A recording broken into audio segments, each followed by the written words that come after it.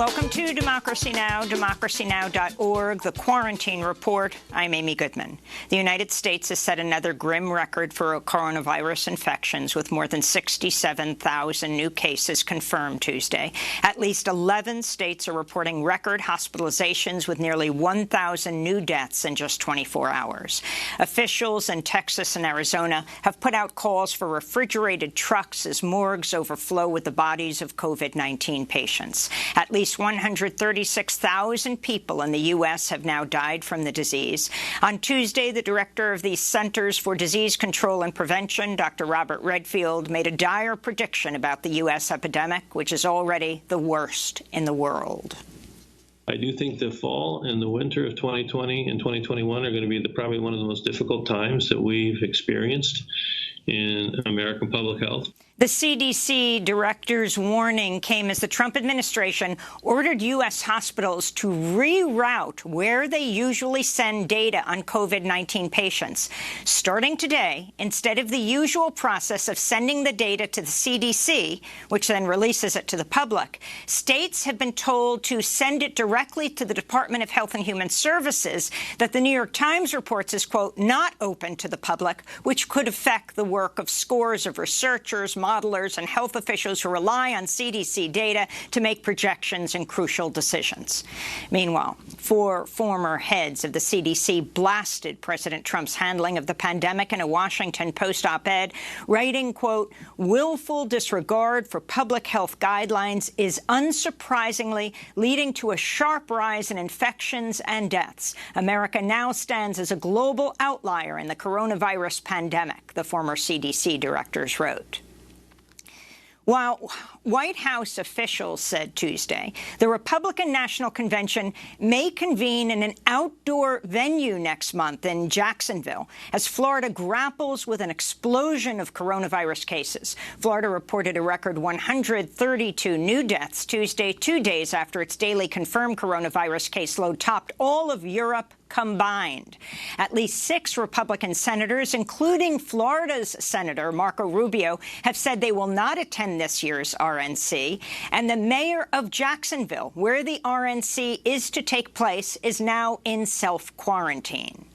At the United Nations, Secretary General Antonio Guterres warned Tuesday the pandemic has spawned the sharpest decline in global per capita income in more than a century and could set the world economy back by decades. In South Africa, health officials have reimposed some lockdown measures, including a ban on alcohol sales amidst an exponential rise in COVID-19 cases.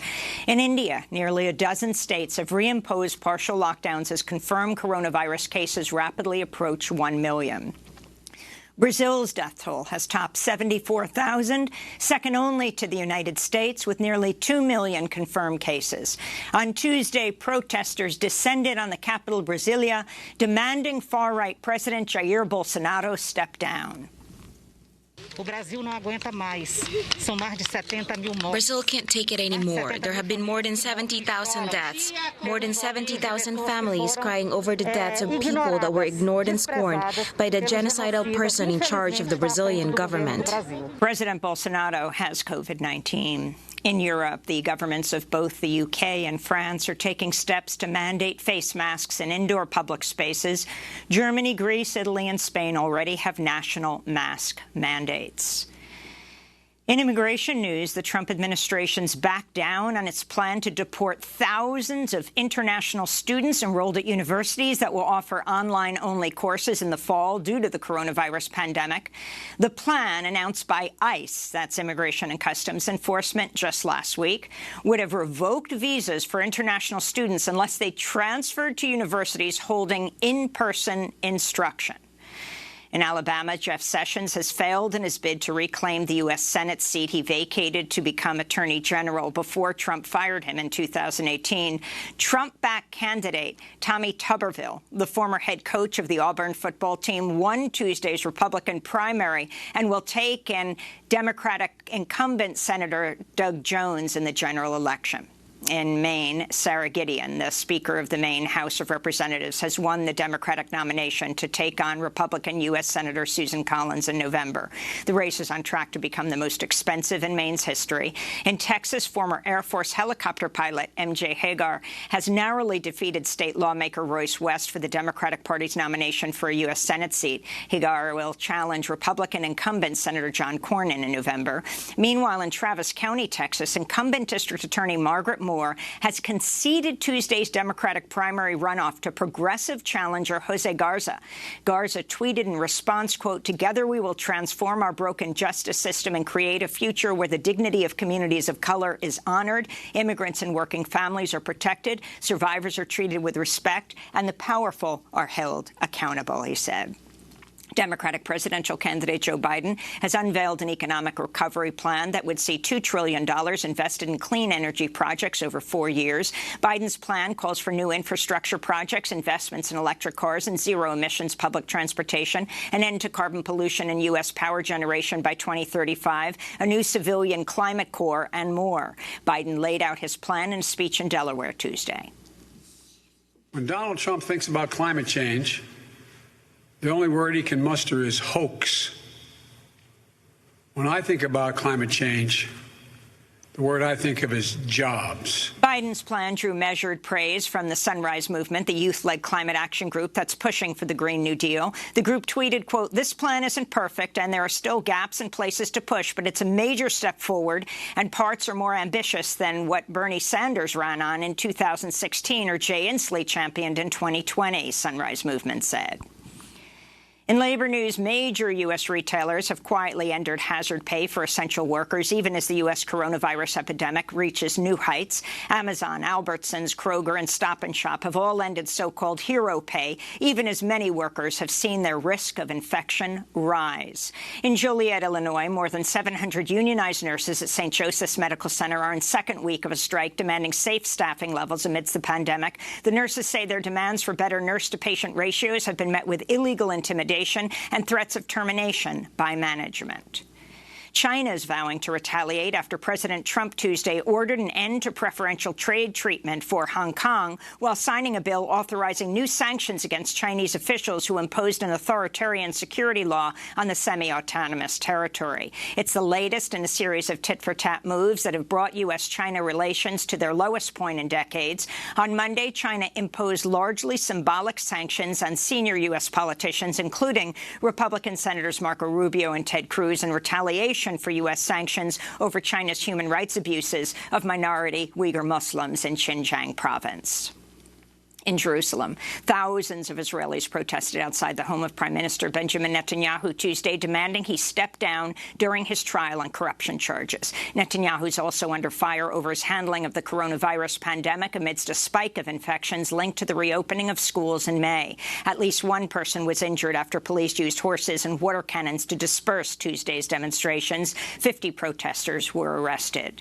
In Honduras, 29-year-old environmentalist and land defender Marvin Damian Castro was found dead Monday near the capital of Tegucigalpa after going missing Sunday. Castro was a member of a network of land and water defenders in southern Honduras. He'd recently told a government human rights agency he was afraid for his life.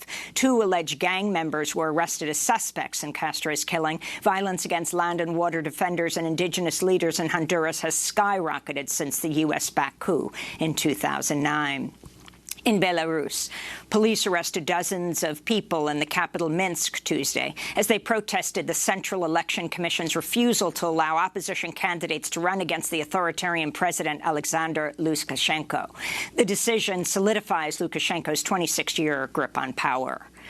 A warning to our audience, this headline contains disturbing sounds and images of police violence. In Phoenix, Arizona, newly released body camera footage shows a police officer assaulting a 23-year-old unarmed woman after she was pulled over for a minor traffic violation in January. The video shows Officer Michael McGillis stopping Mariah Valenzuela without explanation before he suddenly tackles her and slams her to the ground without warning. Is this your car? No. Bravo John Sam 5455. Do you have ID on you? No. Why am I getting pulled over? Put your hands behind your back. Excuse me! Put your hands behind your back! No! your hands behind your back. Stop. Stop. Stop. Hands behind your back.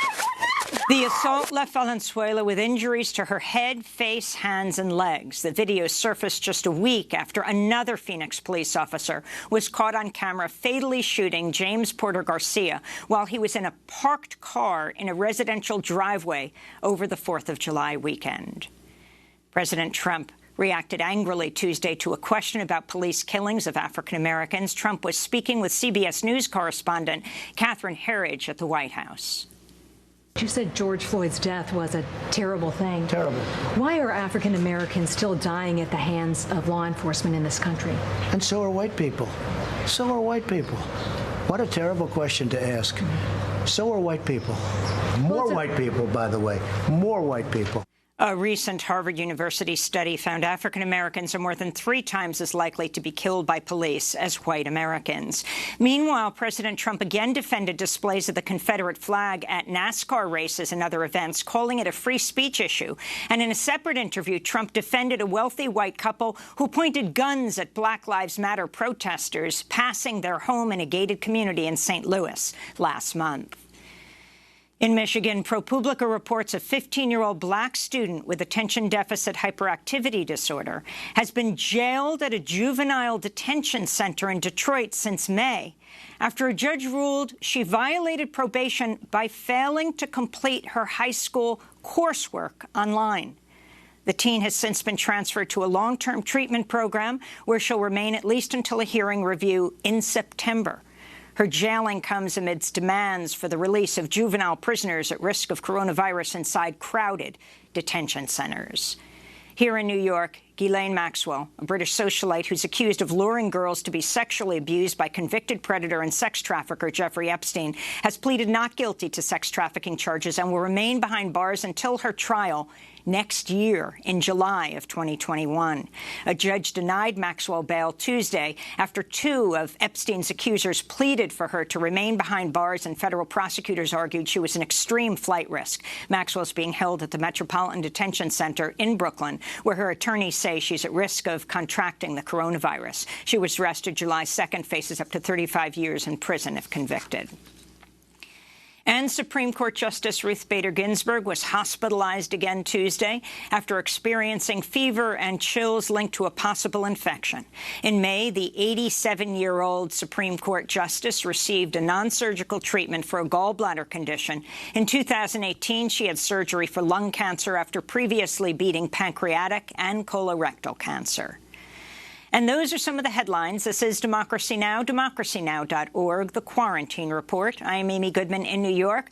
Juan Gonzalez is broadcasting from his home in New Brunswick, New Jersey. Hi, Juan. Hi, Amy, and welcome to all of our listeners and viewers across the country and around the world. Well, we're